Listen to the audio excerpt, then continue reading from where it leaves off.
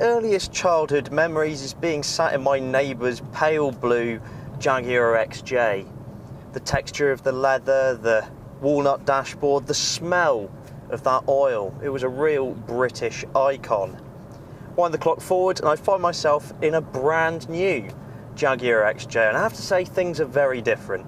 Gone is the walnut and here to stay is the modern day technology, which isn't necessarily a bad thing. Because when this XJ first appeared, it was a bit of a revolution. It was a real step away from what Jaguar used to do, and a true mark of Jaguars of the future.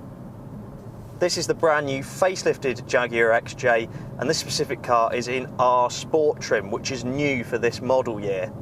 R Sport trim gives you some rather snazzy alloy wheels, some more aggressive bumpers, dual exhaust tailpipes, and these rather nice supportive leather seats. This Jag is powered by a 3-litre V6 diesel engine, which for this year produces just shy of 300 brake horsepower and, wait for it, 700 Newton meters of torque. That's quite a lot of torque, to be fair. That is supercar levels of torque. And what you can do with it is quite mind-blowing, because if you put your foot down and off you go, all of a sudden Blenheim Palace has just taken off. It is amazing that a car this big can accelerate so swiftly. 0 to 62 miles an hour takes just 6.2 seconds, and it'll go on to a top speed of 155 miles per hour. Inside it is a lavish affair, as you might expect from a Jaguar, but a very modern one. So as well as having the beautiful stitching on the leather, everywhere you see is leather or very high grade materials, and the centre console also facilitates this really beautiful analog clock which lights up as well, which is surrounded by these massive vents which are almost like sculptures sitting in the dashboard. Moving further down to the centre console, we've got a new touchscreen infotainment display from Jaguar. This car is the first car that it's featured on, and it features new gesture controls. It also does all the DAB radio, Bluetooth, etc. But it also hands over to an app on your phone, so that say you find a parking space near where you've got to go, you're not quite there, the navigation hands over to your smartphone, which will then take you right to the front door. Further technological advancements include this widescreen display now that replaces all the clocks here, and it can give you various things such as navigation information, just meaning that you don't really have to take your eyes off the road any longer than what you have to. These very comfortable seats in the Alcantara roof lining look fantastic. I have to say, the beige Alcantara roof lining with this Inspector Morse red of this Jag, really, it suits it right down to the ground. Very sophisticated. Now, this isn't the extended wheelbase, so in the back there's adequate head and leg room for rear passengers, though not quite as much as what you'd find in the standard S-Class.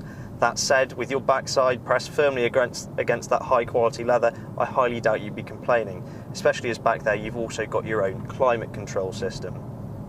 On the move, the car's quite tranquil. I mean, there is a slightly firmer ride than maybe what you'd expect from a car like this, but just wafting around is very relaxing, and sort of this serene environment you find yourself in is a good motorway car to just cruise along in, and that V6 engine is whisper quiet.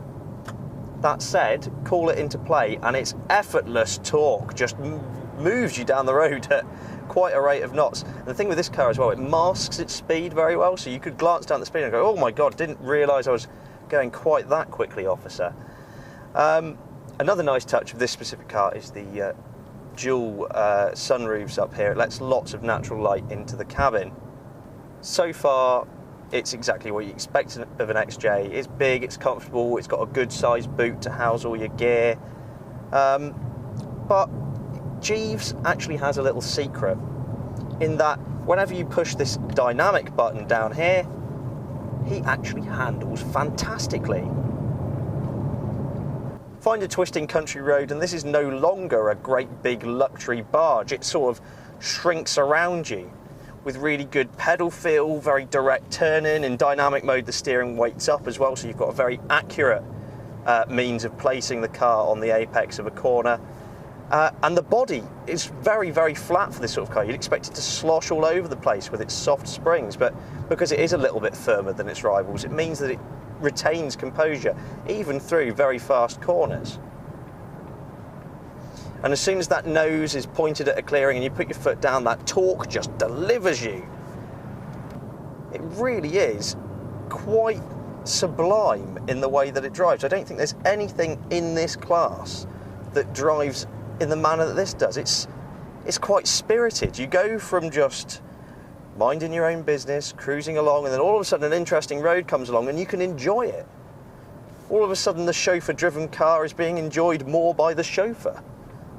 But ask Jeeves to be a little bit sensible and Jaguar claim that you'll get over 40 mpg out of this car. Something I don't really like is the very, very shallow rear window. It means that rear visibility isn't all that good, so a rear parking camera is a must, really. Other external features for this year include the J-Blade headlights and a much deeper recessed grille. At over £72,000, this specific XJ is reasonably expensive, but you can't help but admire its vast breadth of abilities. You can go from really threading the needle through some tight, twisty corners in this car with a massive grin on your face. I mean, considering this is a great big luxury car, it's not exactly its natural habitat, but it absolutely thrives. But then you can sit down, cruise along, just let it gobble up those motorway miles and arrive perfectly comfortable at the other side.